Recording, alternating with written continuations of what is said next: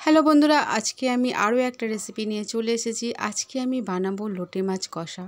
বন্ধুরা, গরম ভাতে এরকম লোটে মাছ হলে খেতে খুব ভালো লাগে।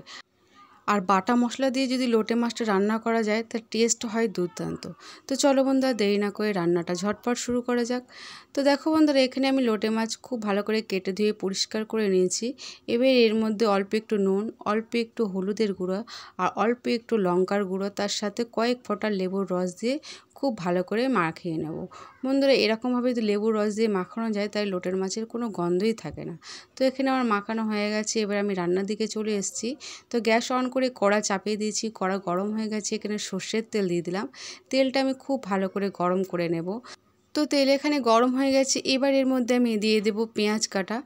তো আমি এখানে মিডিয়াম সাইজের একটা পেঁয়াজ কাটা দিয়েছি। এবার আমি পেঁয়াজটা 50% ভেজে নেব। তো একটু খেয়াল রাখতে হবে যাতে কোনোভাবে পেঁয়াজগুলো পুড়ে না যায়। তো বন্ধুরা, এখানে আমার পেঁয়াজ ভাজা হয়ে গেছে। এবার এর মধ্যে আমি দিয়ে দেব টমেটো কাটা। তো বন্ধুরা, এখানে দেখো একটা ছোট সাইজের টমেটো কাটা দিলাম। এবার এর মধ্যে আমি ক্যাপসিকাম কাটা দিয়ে দিলাম। তো বন্ধুরা, এবার আমি এর মধ্যে দিয়ে দেবো স্বাদ মতো নুন। তো পেঁয়াজ, টমেটো আর ক্যাপসিকাম একসাথে আমি খুব ভালো করে ভেজে নেব। তো বন্ধুরা, টমেটো আর ক্যাপসিকাম দিলে তরকারির টেস্ট খুব ভালো হয়। তো আমি 2 থেকে 3 মিনিট খুব ভালো করে এখানে ভেজে নিয়েছি। এবার এর মধ্যে আমি কিছু বাটা মশলা দেব। তো এখানে কি মশলা আছে একটু দেখে নাও। আদা, রসুন, পেঁয়াজ, 1 চামচ গোটা জিরে মরিচ, 2টো শুকনো লঙ্কা আর সর্ষে।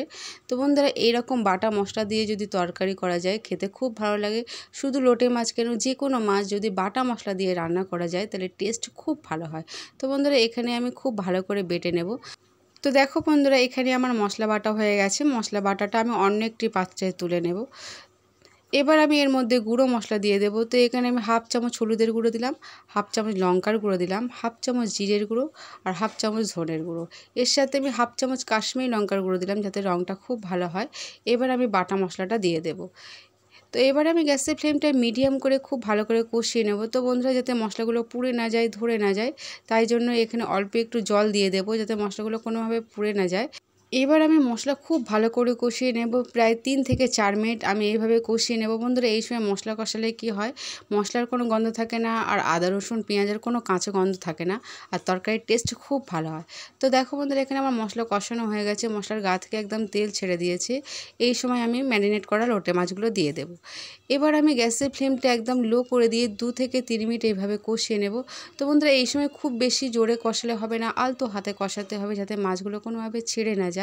তো দেখো বন্ধুরা, এখানে কত সুন্দর লাগছে। তো আমার এখানে কষানো হয়ে গেছে। এবার এর মধ্যে আমি দিয়ে দেবো কাঁচা লঙ্কা। তো বন্ধুরা, আমি এখানে 2টো দিয়েছি, তোমরা চাইলে কম বেশি করতে পারো। এবার উপর থেকে আমি ধনেপাতা কুচনো দিয়ে দিলাম। তো বন্ধুরা, যে কোনো মাছে ধনেপাতা কুচনো দিলে টেস্ট খুব ভালো হয়। এবার আমি গ্যাসের ফ্লেমটা লো করে দিয়ে প্রায় 6 থেকে 7 মিনিটের জন্য ঢাকা চাপা দিয়ে ছেড়ে দেব। তো ফিরে এলাম 7 মিনিট পর। তো দেখো বন্ধুরা, এখানে আমার রান্না হয়ে গেছে। কত সুন্দর হয়েছে, খেতেও খুব ভালো টেস্টফুল হবে। তো বন্ধুরা, একবার এইভাবে তোমরা লোটে মাছ রান্না করে দেখো, খেতে খুব ভালো লাগবে। তো বন্ধুরা, এবার আমি পরিবেশনের জন্য অন্য একটি পাত্রে তুলে নেব। তো আশা করি বন্ধুরা, আমার এই রান্নাটা তোমাদের খুব ভালো লেগেছে। ভালো লাগলে চ্যানেলটিকে সাবস্ক্রাইব করো, লাইক করো, কমেন্ট করো, শেয়ার করো।